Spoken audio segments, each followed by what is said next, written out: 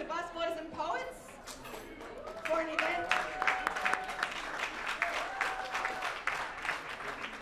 And the event tonight is hosted by Teaching for Change, Edge of Sports, Haymarket Books, Sports Fan Coalition, and filmed by C-SPAN's Booktv.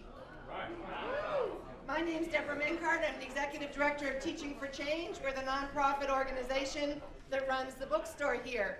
I've got a few questions for you. Is anyone here for the first time this evening? We've got two people. Okay, great. Thank you. Okay, so make sure you sign up for our email list so you hear about all the great events coming up. Make sure you silence your cell phones, anything else that buzzes. Order food and drinks throughout, and make sure you should show, as I mentioned earlier, your great appreciation to the wait staff who work very hard here.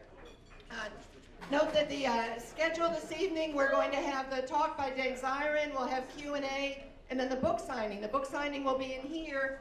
We do have another event afterwards, so the book signing will need to go fairly quickly.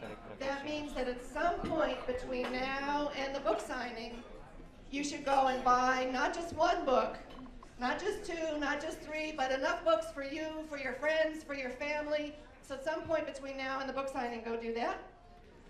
And because Teaching for Change is an education organization, I have a short quiz for you before we allow Dave to get started. So let's see how we do on our quiz. 1, do you want the next generation to learn that the advances in this country were made by A, wars and presidents, or B, by the role of everyday people, teachers, athletes, everybody who did extraordinary things? A or B? It looks like B by a round of applause. Okay. Question number 2. Question number 2. Do you want children, who do you want to see themselves in children's books?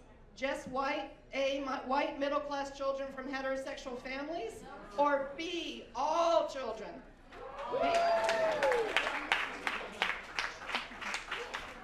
Okay, so now you know why Teaching for Change operates the bookstore here. So that we can, and we spend a lot of time trying to find and feature the books that do B, what you asked for. Because these are not the books, Don, I think we need more sound here. These are not the books that are being published currently. In fact, only 1 out of 10 books being published currently are by or about people of color. These are also not the books that are on the bestseller list. In fact, one of the books on the bestseller list for children right now is by Rush Limbaugh. You will not find that book in our bookstore. It's also getting lots of awards.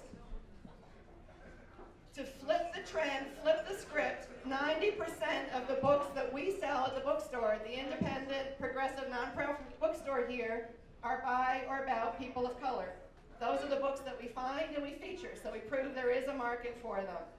This includes the fantastic young adult titles like the John Carlos story by Dave Zirin.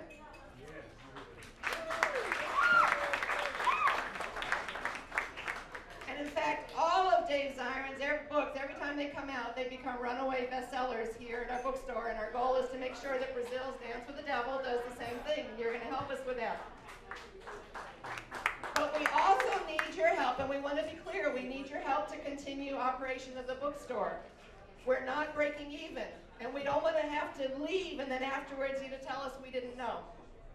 We're not breaking even, and we can't take funds from our programs that where we do parent organizing or promote people's history.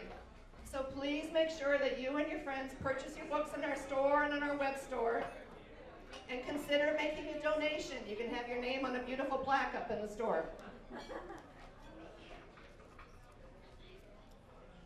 So, without further ado, I'd now like to move forward and introduce to you our esteemed author this evening.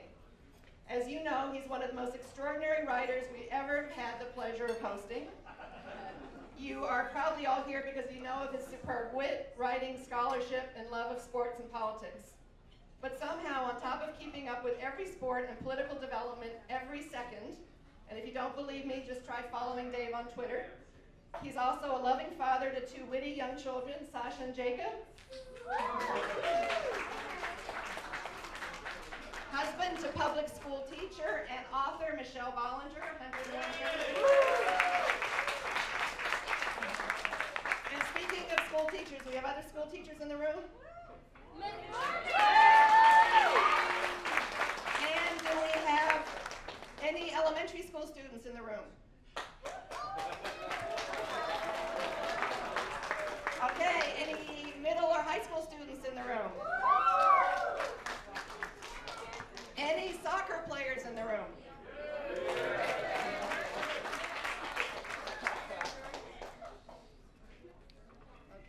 Dave is also a regular columnist for The Nation and now has a radio show on WPFW. So make sure when you're sharing his articles, share them from The Nation and tell everyone to tune in to WPFW. And how many people saw his column in the his op-ed in the New York Times? Great. Make sure you write and tell them you want that not to be just an op-ed, but a regular column. Dave is also an advocate for every cause he writes about, freedom fighter with ceaseless energy.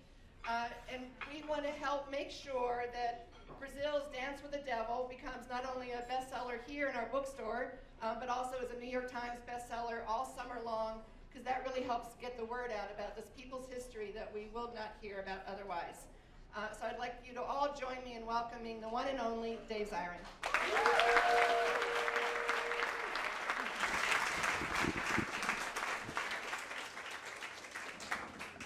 Thank you so much. What do you say after that? I want to leave like George Costanza, Seinfeld, like high note. I'm out of here. Thank you so much. And thank you so much, Deborah Mancart, Teaching for Change. Round of applause for her, please. And before I say anything about Brazil, just a couple pieces of housekeeping. First and foremost, I want to dedicate tonight to two different things. The first is what happened today at Wilson Senior High School, and there are two teachers here from Wilson, where there was a student-led 1,000-person counter-demonstration to the Westboro Baptist Bastard Church, whatever they're called, and yeah, the Worstboro Church. And I'll just thank you so much for the inspiration at Wilson High School and standing up for justice, particularly on Pride Week. So thank you so much for that. And second, I want to dedicate tonight to the Palestinian national soccer team, which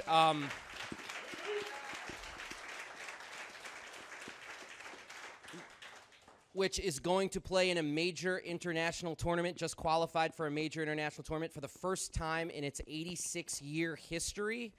And I'm going to talk a lot tonight about the ways in which our love of soccer is sometimes used to grind us into a fine powder.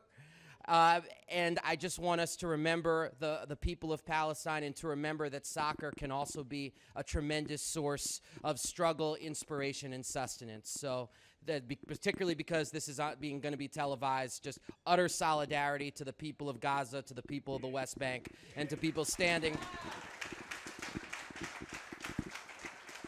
strong in very difficult circumstances. So let's talk about the book, Brazil's Dance with the Devil.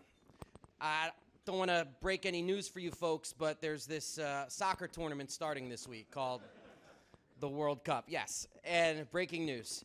And Brazil is going to host it, and Rio de Janeiro is going to host the Olympics in 2016. And so I thought to myself, hey, I'm going to write a book about this. And I started, before I wrote one word, with a title, Brazil's Dance with the Devil. And let's start with the title. Let's start with Satan. I came up with the title because of a line from the movie The Usual Suspects, where one of the characters says, the greatest trick the devil ever pulled was convincing us that he didn't exist. And after 10 years of covering every Olympics and World Cup all over the world, it was my belief that FIFA and the IOC, that's the organizations that oversee the World Cup and the Olympics, they were that devil. They were Kaiser Sose. They were the people who get away with it. No matter what the country was, from whether it was South Africa, whether it was London, whether it was Sochi, whether it was Vancouver, the story was always the same. You have displacement, you have the militarization of public space, you have insane amounts of debt, and then there you have FIFA and the IOC getting away with it. They're the devil. They get away with it. They're Kaiser Sose. If you're an LA Confidential fan, they're Rollo Tomasi. People remember. They're the people who get away with it. I got to stop referencing 90s movies.